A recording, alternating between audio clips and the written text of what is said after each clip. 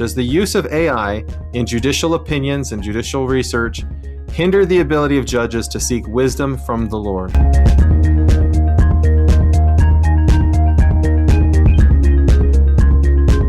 Welcome to The Latter-day Lens, your home for faith-promoting, unscripted discussion of current events. If you'd like to contact us, you can send us a text message through the link in the show notes. You could also email us, latterdaylens@gmail.com. If you want to know more about the show, please visit our website, latterdaylens.com. Hey everybody, and welcome to The Latter-day Lens. I'm your host, Matt. With me, as always, is Shawn, and we have back, almost from the dead, Porter. Porter's with us. Welcome, Porter. Thank you. I say almost from the dead because last time you were with us, you were in Washington, D.C., and then you went like radio silent after that. Yeah, that's true. You still in Washington, D.C., Porter? Nope. Back in lovely Rexburg, Idaho. Kind of the same place. Pretty much the same place. Yeah. You know, I saw a Facebook post from someone. She was like, I'm a Democrat and I live in Idaho Falls and I feel all alone. Are there any other Democrats here? And then all these people were like, yeah, we're here. You're not alone. It just feels like you're alone sometimes. DC's probably the opposite of that, right, Porter? Yeah.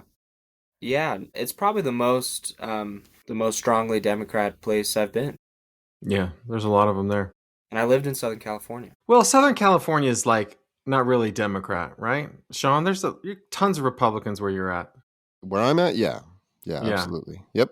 Yeah. You have to get kind of, I guess in the big cities, there would be Democrats, but then you got to get kind of Northern California before it gets a Democratic stronghold. Not that it matters, right? The districts have been redrawn, or at least given the legal pass to get redrawn. So we will always be a Democrat state. Yay for Shawn! It's every libertarian's dream come true. Hey, well, instead of opening the mailbag this week, I thought we would just pitch some content that our hosts are doing. Graham mentioned offline last week that he has a TikTok channel. He's called City Manager Guy on TikTok. So he's got like 35 followers right now, but you guys could help boost his TikTok channel by following @CityManagerGuy. Shawn It is pretty awesome. It is pretty awesome to see an LDS strong. He's in the state presidency. He's also a city manager of a large city here in Southern California, and he's just the coolest guy ever. And he goes out and he does all these amazing things. Like last week or 2 weeks ago, they went out and they recorded themselves just meeting the homeless people in a city. It was just awesome. So yeah, it's a fun one. And then Shawn has the Mission Stories podcast. Yeah. We're at it's exciting, Shawn. Like 35 episodes at this point. Yeah, you encouraged me to do it, Matt. And in the end, I can't believe how amazing these stories are of these kids. Porter, Your generation used to depress me, and now your generation just excites me. It's amazing. It's amazing, these kids' stories. They're so faithful, and there's such strong understanding of the gospel. Like, it's awesome. Yeah, so please go check it out. Mission Stories. My niece opened her mission call last night. She was called to the European Central Turkey Persian Mission. Oh my gosh. She's been assigned to labor in, she's going to learn Persian as the language. But what happens in this mission is the headquarters is in Germany, but you're assigned to labor in either Uzbekistan, Tajikistan, Turkmenistan, or Turkey. And so you just like go to one of those countries, but there's not missions in those countries. So the headquarters is in Germany, and she's learning Persian in the MTC, but this mission's only a year old. So that's kind of exciting, Shawn, that like new missions are opening in new places. That's really incredible. Yeah. Whoa, when she read it, I was like, I didn't know there were missionaries learning Persian. That'd be awesome to learn Persian. Yeah. Dude, you gotta wonder too if that's like prophetic. You gotta wonder if Matt's favorite president, Donald Trump, is gonna help Iran become this, old Persian country the way it used to be, this free country, and maybe the church is gonna get in there. So, thanks to Matt. There's a Persian speaking branch in DC. Cool. I like Porter's take on that better than Shawn's. Shawn's was a little bit depressing. What is the America First Trump about to do in Iran? Shawn's got me nervous. I don't think I mentioned Iran. I was like Tajikistan, Turkmenistan, Uzbekistan. You said Persia. Persian. That's true. That there are Persian-speaking people in Iran, but yeah, Iran is Persia. But so are other places. Apparently, other places speak Persian, like in Washington D.C. The Persian Empire was really big. It's a good language it's definitely a valuable language to learn on your mission if you want to work for the U.S. government. Yeah, that's true. Interesting. That's I don't cool. think she wants to, but I'll tell her she's wasting her skills. When she's You owe it to the world. She needs to work for the CIA, and then she'll know for sure, without a doubt, that she is doing the right thing with her life. Hey, Porter, do you have any content you want to pitch? No, but I'll let you know when I do. Yeah, for sure. I also do another podcast called The Latter-day Lens. I only host it once a month, but sometimes I do interviews with cool people there. This Week in Latter-day Lens. Or This Week in Latter-day. Well, this one's called The Latter-day Lens. That's right. Yeah, you're so drawn in so many different directions as a talking head that you get confused. I know. But yes, that's right, Shawn. It's called This Week in Latter Days. And my sister and I talk about the news related to the church. That's awesome. I love listening to it. Hey, thanks, Shawn. Okay, so first up this week, the Declaration of Independence and the U.S. Constitution define the rights of American citizens, but nowhere in the documents does it include health care as a right.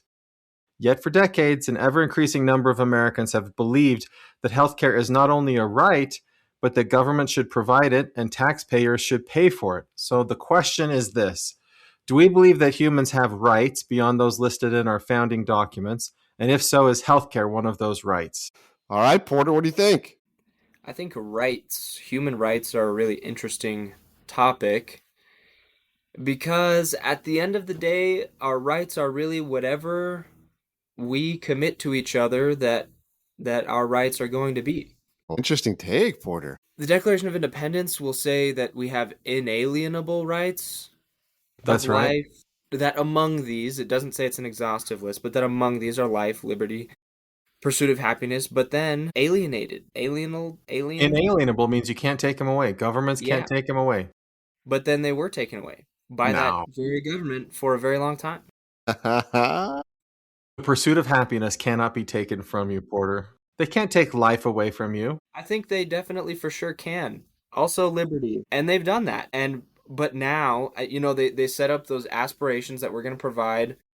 We're going to guarantee each other those rights. And now we do much more than we used to. And I think we've been on a good trajectory. But the reason why healthcare is a little bit different is it's not like these other rights that you'll find in the Bill of Rights or the Declaration of Independence that's supposed to be, this is where the government stops. They're not going to cross this line.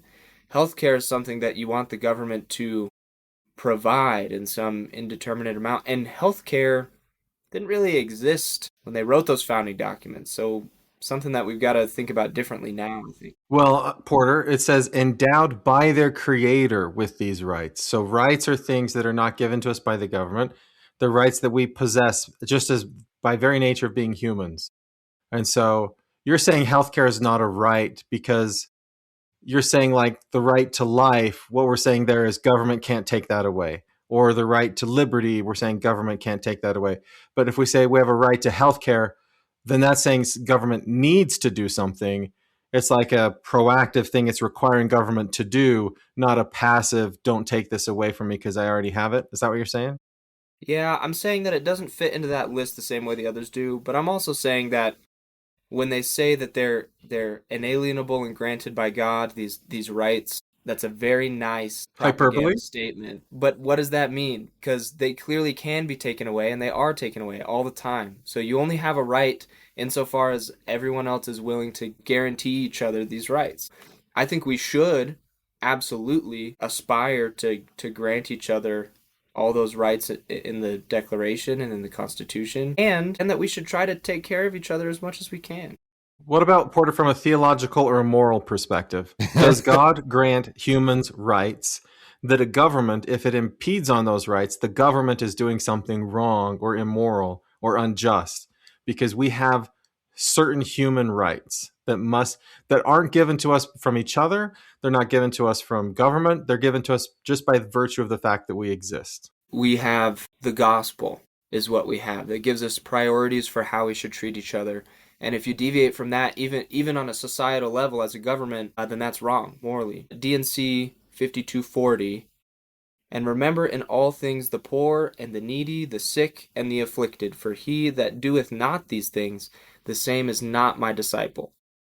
So I think absolutely our priorities as a society and as people that make up a government, that we should be focused on taking care of the poor and the needy and the sick and the afflicted.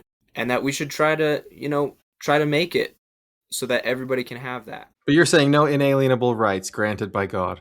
No, because God doesn't step in and stop anybody when somebody goes in and tries to violate those rights. They are alienable. Okay. But you would be wrong to violate them. And a government would be. A government would be. Yes. Okay. Shawn, what do you say? Yeah, I'll differ a little bit, Border, just for the sake of it. So I do think that the attempt, like I like e pluribus unum, right? No, annuit coptis. God prospered our endeavor, they said, right? They all said there was a spirit pushing us to establish truths from God. It wasn't us making decisions on it wasn't some social contract where we're like, all right, we think we will give ourselves these rights. Their statements were, God drove us to establish these pre-existing liberties. Like every human being, these are the rights that every human being should have. They're not promised services, right? Like they're not provided. These self-evident rights, I think inalienable, wasn't Matt inalienable? Wasn't that a word substituted by something else? Wasn't it originally intended to say holy or like God-given? Well, Jefferson wrote a draft of the Declaration of Independence, and then Ben Franklin gave him suggestions.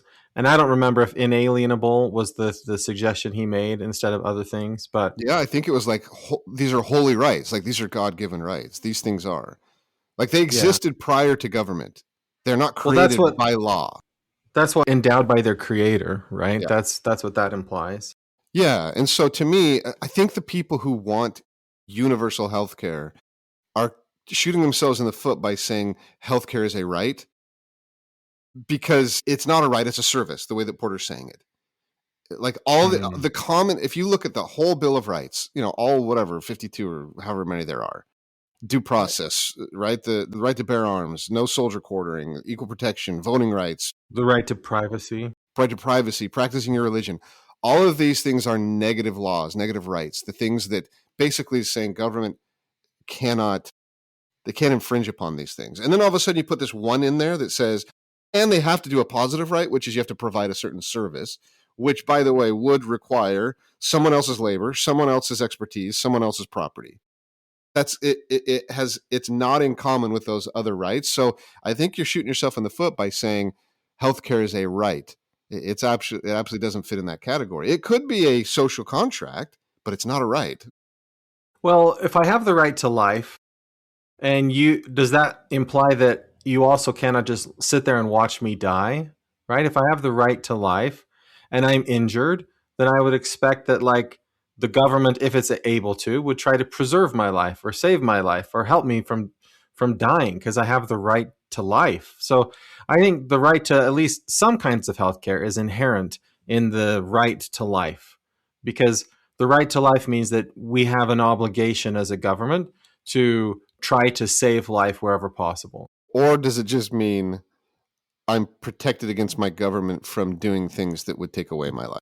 Well, you can take away somebody's life through inaction, right? If there's a medicine that I have in stock and I know that it'll save your life and I choose not to give it to you, then that's infringing on your right to life, because I have something I could give you and I chose not to give it to you. What if my right to life is defined by I have to, in order to live my fullest life, I need a big mansion, and government has that resource, they should give me the big mansion. We're not talking about self-actualization, Shawn. We're just talking about life, survival, right? So I think that you can make an argument that there's some level of health care that is a right. If life is a right and it's inalienable, means it can't be taken away by government, then government has some obligation, to the extent that it can, to protect you from dying. Do you think that it's a right then? You think that out of all the Bill of Rights, all the laws that exist that protect our rights, you believe that there should be one exception out of the category that says, and there should be a right to a specific service? I'm not saying it's an exception. I'm saying that it seems to me inherent in the right to life that healthcare would be a part of that. Also, which other public safety is a part of that. Stopping fires is a part of that. If you go back to the founding of our nation, police force and fire departments, none of that stuff existed. That stuff was all privately run, right? But that's not in at some point, but that's not in our Constitution. Nowhere. No, but at some point, some people said, "Look, I have the right to be safe where I live." and you should protect me because you're threatening my life, or at least my neighbors are threatening my life, and the government, if it can, should help me stay safe. Okay, And I so think in this, so not long ago, a few years ago, here in Southern California, these giant fires burned through LA and burned down thousands and thousands of homes. You're saying that the government, by law, was required to prevent that and now make it right. well, no, they don't have to make it right, but they have to make an effort to stop your home. If there's a fire burning all around your house and you're in danger, like they did in the fires, they should try to save your life if they can. Well, but what if it's a right though, and they absolutely completely failed to save any of those homes and some people's lives? There's no accountability there. You think there should be? You think the government No, should be sued? I think the government regularly fails to protect rights, just like Porter said. It's a regular thing that they fail to protect rights. But when you're arguing a situation or you're thinking about a case, you should consider the right to life. And so if let's say I'm in front of the city council and I'm like, hey, I think we need a larger fire department to protect us because there were these fires and all these people died. And somebody else says, well, I don't want to pay for that, and tax is theft, and you shouldn't raise my taxes to pay for that. I think that it's reasonable to make the argument that the government has an obligation to do what it can to protect life, to protect all human life. I mean, that's a big qualifier. That's a huge qualifier in there, to do what it can, because if it's a right and you're defining it that way, then there's no it can to do what it can. There's only you have to protect right. That service must be provided. So anyone who loses their life in a fire or in an earthquake, or then accountability in a school shooting. Yeah, right. Well, I think the scriptural directive here is if we as a government do not remember in all things the poor and the needy, the sick and the afflicted, that we are not disciples of Jesus Christ. So I think if your government can be whatever you want it to be and can have whatever rights you want it to protect and whatever services you want it to provide, if your system says, we don't want to do that, figure it out yourself, it's just not a Christian system. See, that's where I disagree. It's just not Christian. I'll respectfully disagree, Porter. I think that the Latter-day Lens in the Constitution shows that all of these rights are the gospel Latter-day Lens, like the right to practice your religion, speak your opinion. The right to bear arms, Shawn. Come on. The right to not have soldiers quarter in your house. It also says that one of the purposes of the Constitution is to promote the general welfare. That's in the preamble, right at the beginning. Yeah, but the general welfare, if we have liberties and if we have protections like due process that protect me from you doing bad things to me, then I think that's good general welfare. And maybe it is up to interpretation. But the moment you cross a line and say that the moment you cross a line and say that the way for us to implement God's plan of taking care of the poor is to require that government does it, is the moment you stop being Christian. Then what you're doing, I see this all the time. Whenever Where does it say that in the Bible? Where does it say that in the Bible? Say what? That it's Christian to take care of people unless you call yourself a government. Then that's wrong. Every commandment I see is for us individuals to take care of people. Nowhere do I see it saying that an institution is supposed to take care of people. Show me one scripture that says an institution is supposed to. The church is. Scriptures are hard, right? Because they're so old and they had different. What did you just say? It's hard to find a fighting for our lives here, trying to bring in the Latter-day Lens, and you're like, scriptures don't matter. They're no big deal. There's principles that aren't necessarily in scripture. That's all I'm saying. We have government of the people, by the people, for the people. So if the commandment to the people is to take care of each other, then yeah, why shouldn't our government reflect the principles that are most important to us? And I would say that they do, and if they didn't, you would not like it, Shawn. How do you take this now, again, in my view, crossing over from these are inalienable rights, God-given rights that we're just, government's here to protect. That's it, protect. Negative rights, to just protect things, make sure they don't infringe. And then you add this one that says, and you must provide a certain service that requires someone else's labor, someone else's expertise, and someone else's property. In other words... Piece of cake. Okay, how? Piece of cake. Okay, Shawn, we have a military, right? The purpose of our military is to protect. We can have government healthcare systems that protect life, that provide basic healthcare. That's easy. That's a simple solution. And what rights do you have that don't require the services of somebody else? Like, you have a right to vote, and that requires a lot of people in government to do all the logistical processing and handling to make that happen. You have the right to, all of these require, you have a right to an attorney. Yeah, that's somebody else's service. That's in the Bill of Rights.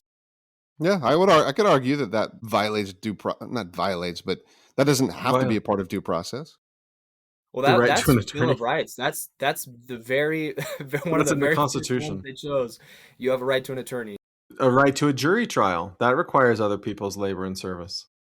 Yeah, But okay, I'm still that's going to true. give Shawn the points because that was a very good libertarian defense of healthcare not being a right. And I totally disagree with Porter that there's no such thing as inalienable rights. So, given the choice, I have to choose Shawn over Porter. Who are you giving the points to, Shawn? I'll give it to Porter. Porter fought hard and made great points. I'm thinking about it differently. Yeah, I mean, I'm glad that you introduced the concept that government is simply what we people decide to do with each other. It's just we could choose anything. I don't like that. I don't think that's true. I want to believe in this, like, providence governed it and established these things in order for the gospel to be restored. But I like that you're taking that stance to make me think. So points for Okay. Porter. All right, next up, artificial intelligence is changing the way that judges manage their courtrooms. So early on, legal scholars were skeptics of AI because there was a lot of hallucinations and people were submitting briefs and it was a little bit embarrassing. But now, judges are using these tools to help manage backlogs. Judge Javier Rodriguez of San Antonio began using AI after discovering it could recreate weeks of manual research in just minutes. While he and other judges emphasize that they still make all the final decisions, the efficiency gains of AI are undeniable. Legal tech companies are now tailoring products specifically for court systems to help resolve disputes faster.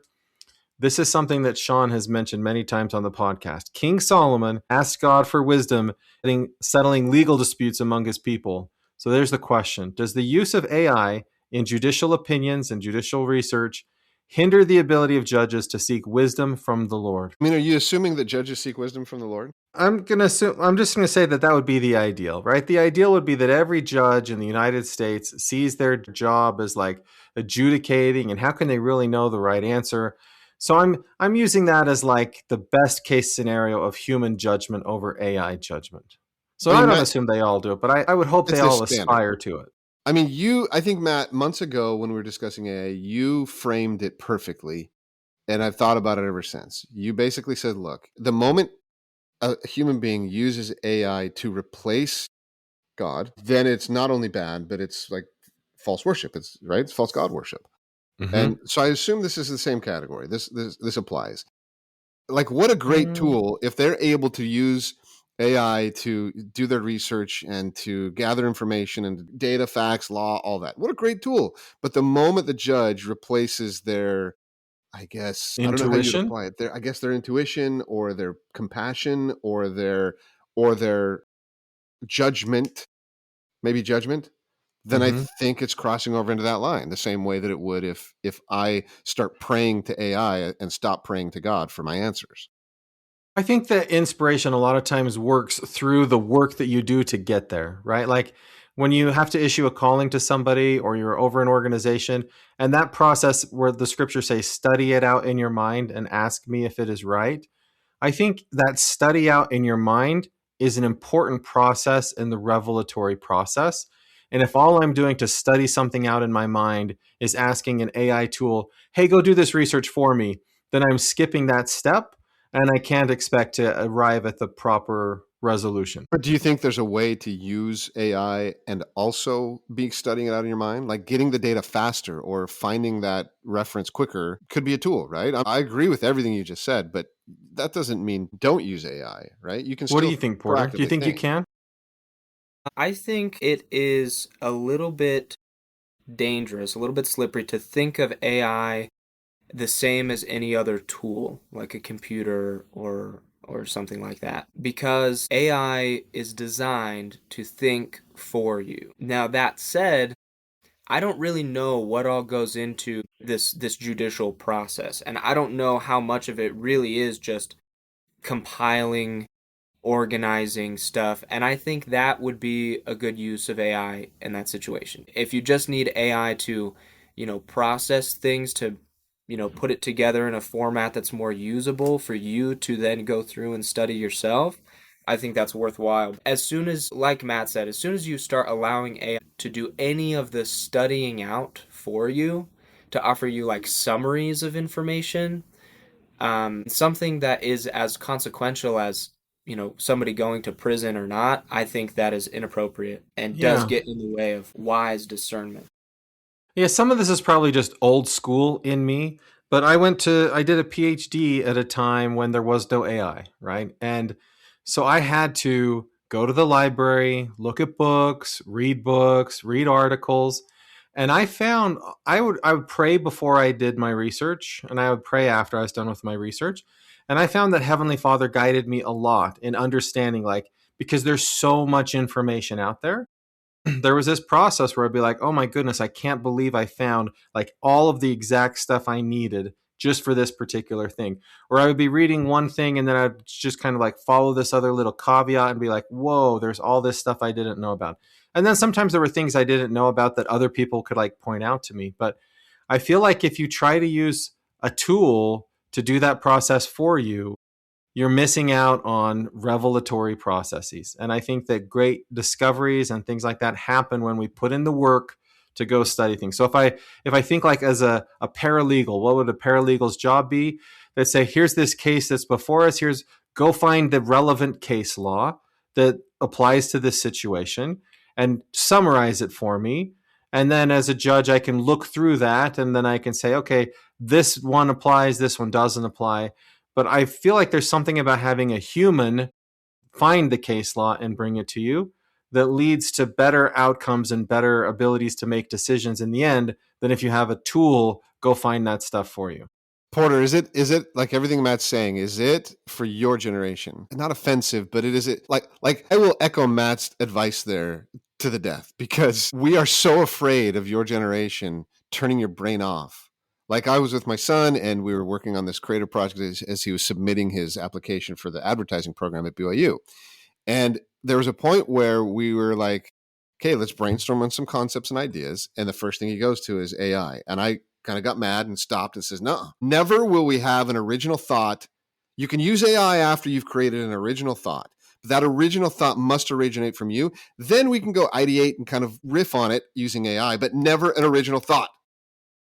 Because we are scared to death, Porter, that you guys are going to stop thinking, stop being proactive in your thought processes. Is that offensive to you, or should we No, be fearful of that? I'm in school and I'm assigned a lot of pages to read every week as a political science major. And the temptation is always there to just plug whatever I'm reading into Notebook LM and say, give me a summary, and then I'll write whatever I need to write about it. And for some things, I'll do that sometimes. If my goal is just to finish that assignment and the reading doesn't look like it's going to be that valuable, if it's a textbook or whatever, sometimes I'll do that. But then I'll get like classes that are, they've got me reading historical source documents. If they want me to read and write about the Federalist Papers, Madison's notes on the Constitutional Convention, that temptation is there because you've used it and you know how easy it is to just get that assignment in and get a good grade. Pause real quick, Porter. Ask Matt if he ever used Cliff Notes. And do you know what Cliff Notes are? Yeah, I went to high school pre-AI and used Cliff Notes. Matt, did you ever use Cliff Notes? Sure, of course. Okay, so that's no different than what Porter does with Notebook LM, going in there and just being like, give me a summary.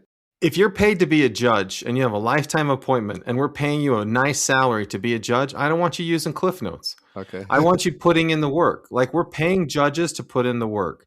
And if the workload is too great, then let's hire more judges. But let's not turn everything over to AI, because the reality is AI is wrong. And so unless you have the expertise to understand where they're right and where they're wrong, and to say, by the way, you got this wrong, you need to fix that. And then sometimes AI doesn't even fix it after that. Unless you have that, then AI is going to mislead you.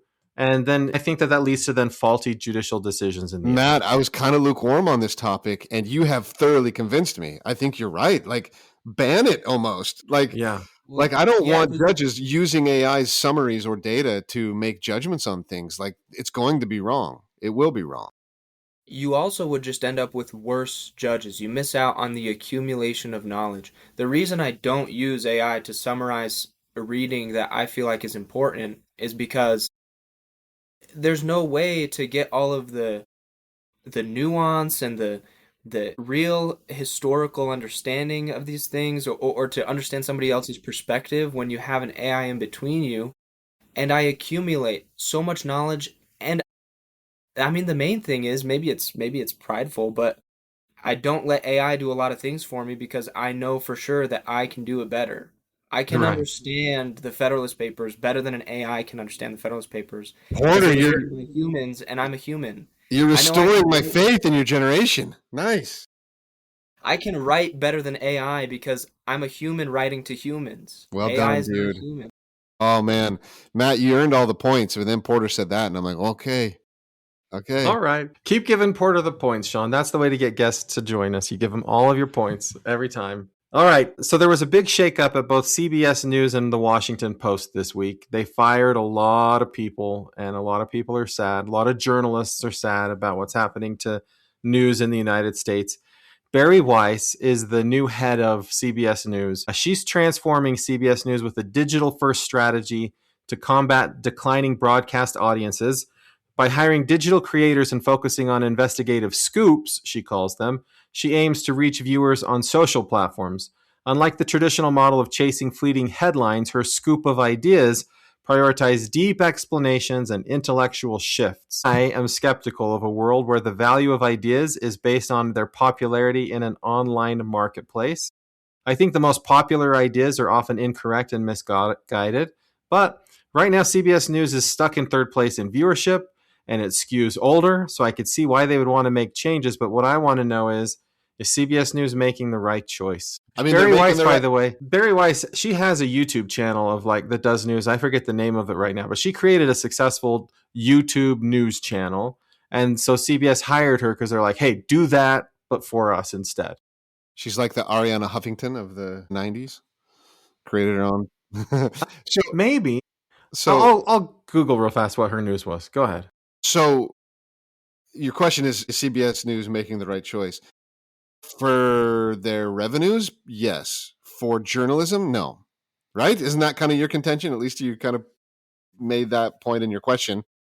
Yeah, I'm not sure where I come down on this, but yeah, that is the way I framed the question. Like they're going to make more money because they're going to find an audience. They're chasing where the audience is, and they're going to start implementing clickbait and all the tactics that get people to click on their stuff. But that dilutes and waters down the accuracy and the integrity of the journalism, right? No, but that's going to be good for everyone, right, Shawn? Invisible hand? Let's see if the invisible hand. How does the invisible hand apply here? The invisible hand is the opposite, Porter.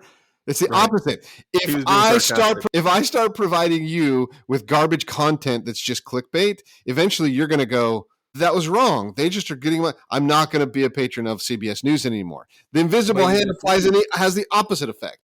you just said you think they're going to make more money doing this, which means people are going to like it more, which means it's the right move for the market. No, you misunderstand. You misunderstand the invisible hand. Value is what money will follow. Temporarily, I can trick people into giving me their money, but only true value is where money will follow. So if I'm not providing a true value, people will stop giving me their money. That's the message of the invisible hand. Value for value in a free market is what causes prosperity.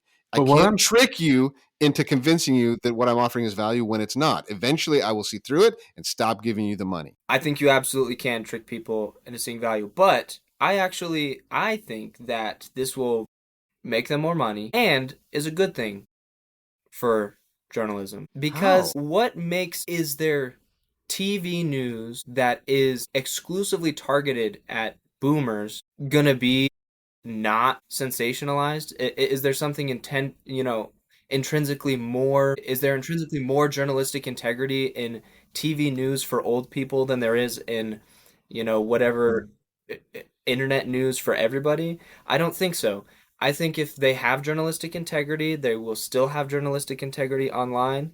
And I think that they will no longer have to pander to an audience, a demographic that loves crazy sensationalized nonsense, even though the younger generation does too. Everybody loves crazy sensationalized nonsense, but they will no longer have to pander to an audience that's a little more gullible.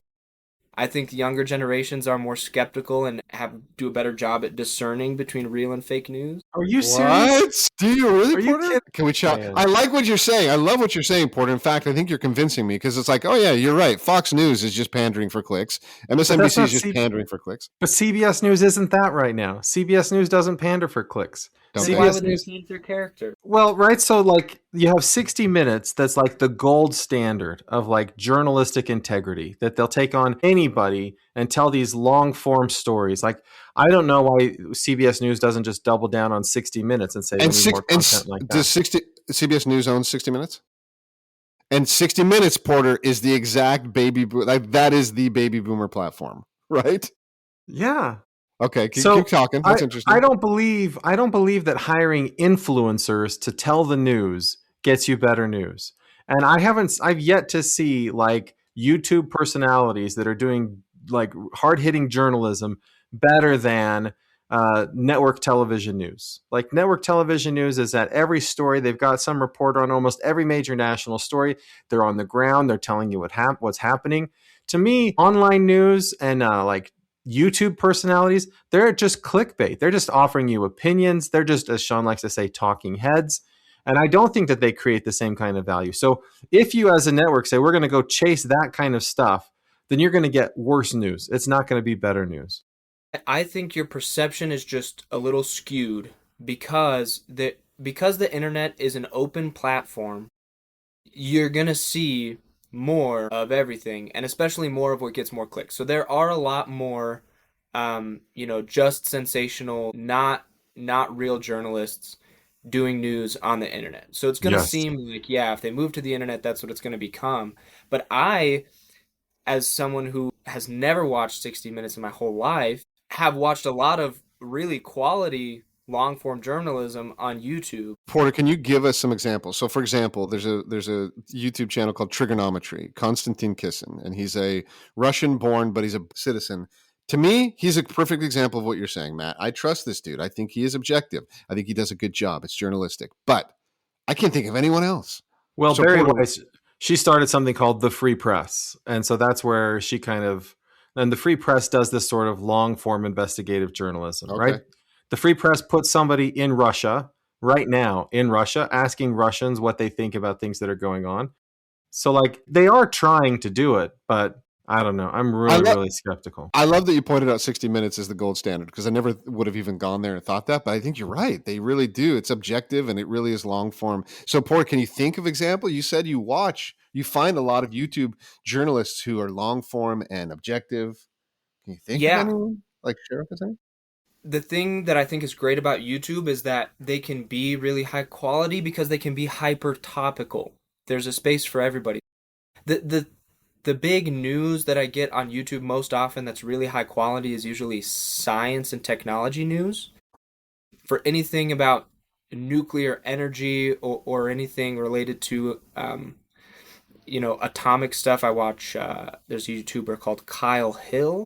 Dude, I am torn here, man. Matt, because you convinced me with 60 Minutes, but Porter, you're convincing me too. You're right. There's a lot of good content. Matt, I'm so torn right here. All right. Porter's making me think that YouTube is like Wikipedia. It is. Wikipedia has a lot of, let's say, just garbage out there. Wikipedia is much more reliable than YouTube. Right. Initially, it wasn't, though. Initially, Wikipedia was like, if you cited Wikipedia, people were like, what's wrong with you? Why would you cite that garbage? But over time, the people who care about certain topics keep the pages on Wikipedia updated and informed. And like, if you want to know about, hey, what's the system of government in Senegal, you're going to get really good information from Wikipedia about that because there's no reason to like go and put in bad information. So maybe YouTube has the potential to become like Wikipedia over time. But the other day on Facebook, I saw this thing about Steve Young and something he had said about Donald Trump. And I read this story as like, this font is weird. This is crazy.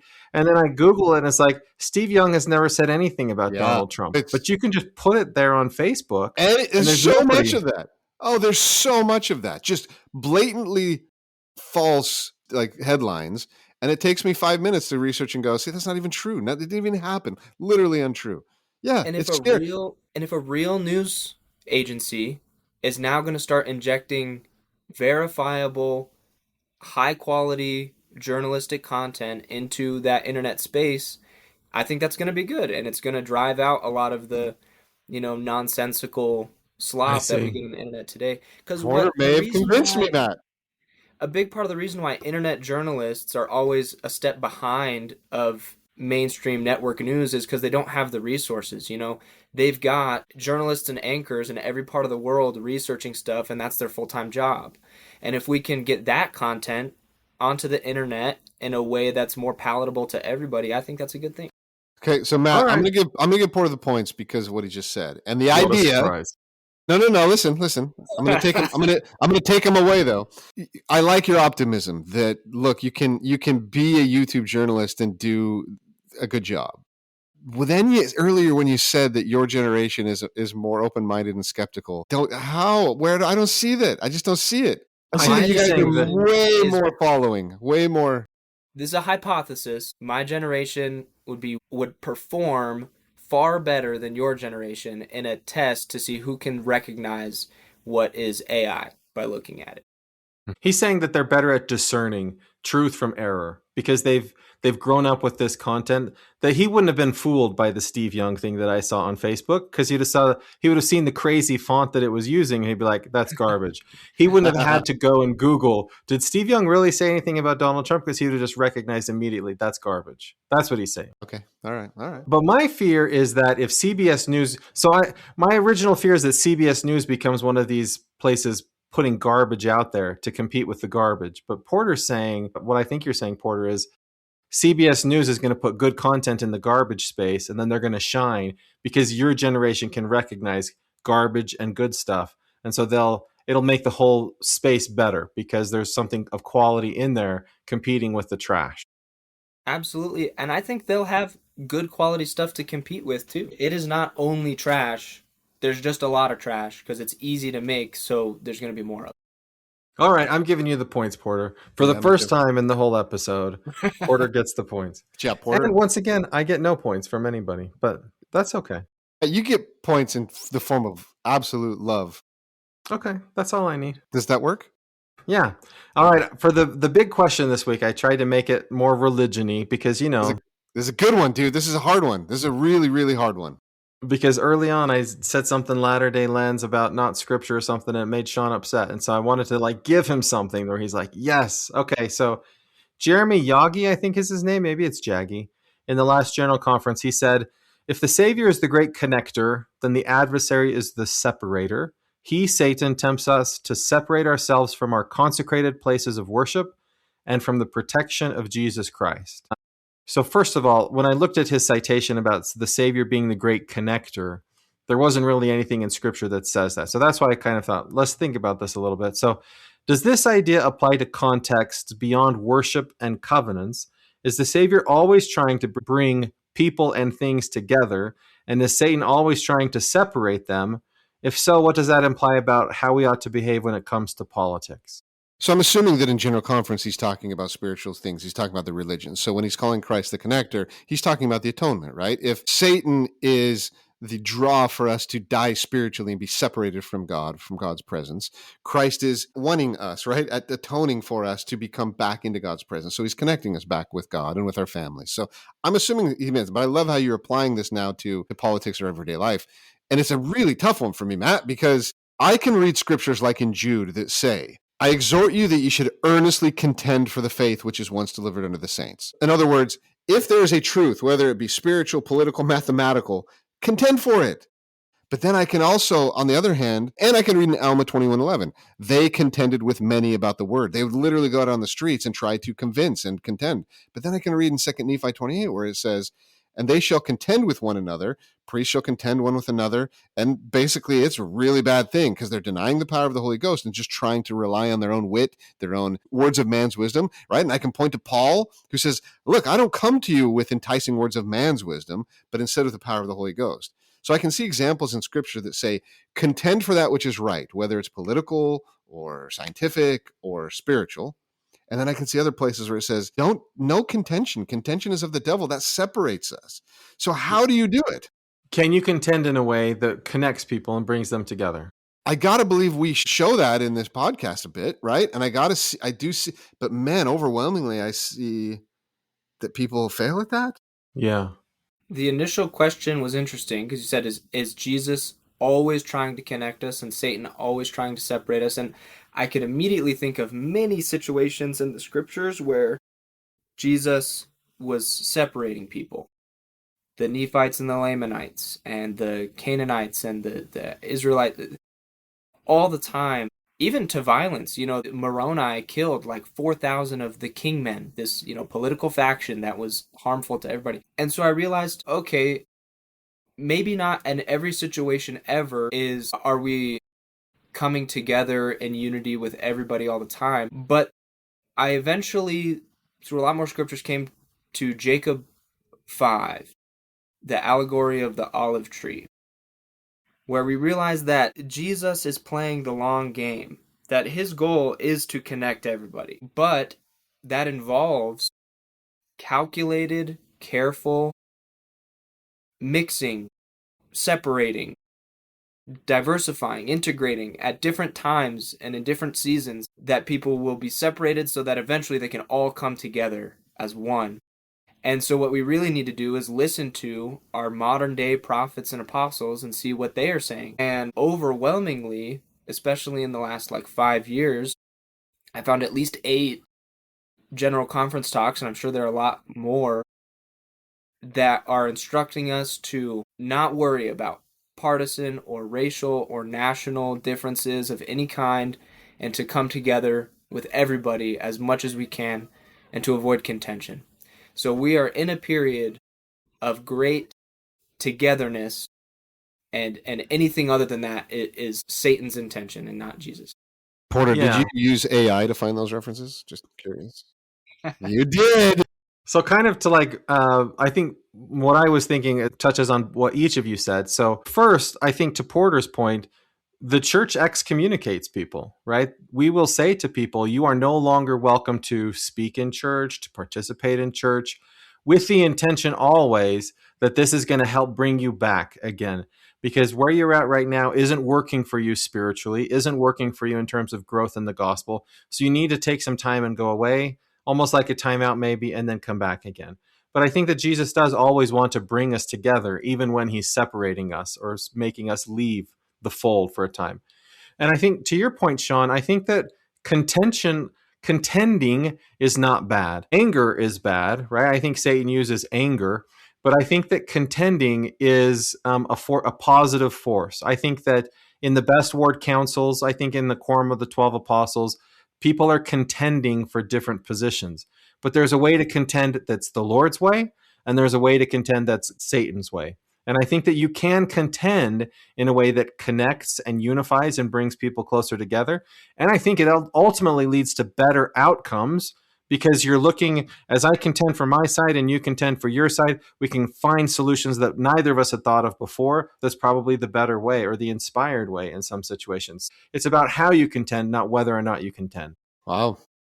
So how do you take, though, topics like I'm with my good friend, the Protestant, we were talking last night for an hour and a half about just things we just absolutely are different on. And it's peaceful and it's kind and it's good. But in the end, we just get stuck in this, yeah, but you believe that, that's fine. I believe this is fine. We're not convincing each other. And it's fun to kind of defend those things and contend. We definitely contend. It doesn't get contentious. But in the end, no one's really convinced. But it does serve a purpose it does resolve. It does make me more resolved, because if I'm trying to contend a certain doctrine, I really got to do my research. I got to make sure I believe it. And when I say stuff that I don't really believe, it makes me go, why would I say that? Let me go make sure I believe that. So I think there's utility for our souls in contending. But how do you take political issues like abortion, where you've got just absolute opposite? How do you contend for abortion when one side is not going to budge? Well, I think that when you're in a position to make decisions, it's a whole different situation, right? So once you're in the position where you're writing laws, making policies, deciding how things are to be done, you have an obligation to your constituents to say, we have to write the best possible law in this situation. And regardless of my personal beliefs, And regardless of what I argue about with my friends on the weekend, I got to come together with the people that are here making the decision and come to the best solution, just like you would do in a ward council. So I think, like, to some extent, there's these things that like happen, and I always like wonder and ponder, like, should I put my voice in there? Should I join this debate? Should I express my views on this? And frequently, as I'm pondering that, I'll get this thought like, it's not going to make any difference at all. It's not even going to matter. And I think to some extent, when you're just fighting with people over things that don't matter, that does a lot to divide you. I think you create a space where Satan can easily divide you and separate you. And when you're in a space where your stuff actually matters, you have an obligation to sort of set some of the personal feelings aside to decide what's best for the community that you're making decisions for. Wow, full circle, King Solomon. God praise Solomon for praying for wisdom. That's you're saying have the wisdom to know when to contend and when it doesn't matter. And I like that you pointed out, Matt, that your opinion doesn't matter. No one is listening. No one cares. I like that you pointed that out. It's good. I mean, even if all of our audience is persuaded by me every week, which I know they're not, because they all come and tell me how they disagree with me. But even if they did, it still doesn't matter, right? It still has no real impact on anything that matters. I mean, the way people vote, the way people get involved. I guarantee, Matt, in your career as a political scientist and on this podcast, you have convinced people to get more politically involved. So Okay. your contending has changed my mind on many things, which causes me to then contend with other people, change their minds. That's got to eventually lead to some action. I love your faith in the marketplace of ideas, Shawn. I think that that's beautiful. But Porter just got back from DC, where they were actually making these decisions. And tell us, Porter, how much did the marketplace of ideas influence the decisions you saw getting made in Washington, DC? Big fat zero amount. Well, that's depressing. I mean, it's good for society, Well, right? It's good for people to be... Yeah, go ahead. I shouldn't say zero, because public opinion matters a very, very great deal to all of these people making decisions. They do care, I should say, public opinion among those people who make up their core voter bloc. Yeah. Isn't that all that Donald Trump does? Is he goes and find out what the populist wants, and then he just does that? He's not standing on principle. He's just doing what keeps him in office. Isn't that what Gavin Newsom does? Every time he talks, he contradicts something he's said or done in the past, because at the moment, that's the thing he wants that people want to hear him say. That's every elected official that's ever existed in the history of the world that is up for re-election. You want to do what is going to get people to come out and vote for you again. Matt, your industry is disgusting. Well, at least you want it to look like that's what you're doing. It's not my industry. I didn't create this industry. You are a politician. I just teach people how it is. No, you're the boss of politicians, you political scientists. And so you create the industry, and it's disgusting. Well, so I think to what Porter is saying, I think that we can, if as a citizenship, if as people, we start modeling good behavior, we stop rewarding angry, like bad stuff, then the politicians will follow our lead. So it doesn't matter if I persuade people to think about things the way that I think about them, but I think it does matter if I start behaving differently towards the people in my community, because that will no longer reward bad behavior from elected officials. So your idea is be super wise with where you contend, but mostly default to let's just bring people together. Is that what you're saying? Look at Elder Oaks's then his talk on defending our divinely inspired Constitution a little while ago. And honestly, his other talks recently about, the divine nature of the family. He will come to these topics that are contentious for a lot of people and give the voice of the Lord concerning those topics and invite us to, as civilly, as peacefully as we can, try to make those a reality in our world through civil participation. And he encourages us to flip-flop between people that we choose to support, depending on if they are good, Christ-like people that embody those principles and not based on anything else. And I think if people actually did that, then we would have more honest leaders. Boom. That's the last word, Porter. Nice job. Hey, thanks so much, you guys. And listeners, tune in again next week. Feel free to reach out to us in the meantime and let us know what you think. Have a great day. It's always sad to say goodbye, but we hope you'll join us again next week. New episodes drop each Wednesday. In the meantime, subscribe to the podcast, give us a like, and visit our website for past episodes. You can comment on the show at realmormonism@gmail.com. Thank you for making us one of the most listened to podcasts. We love our listeners.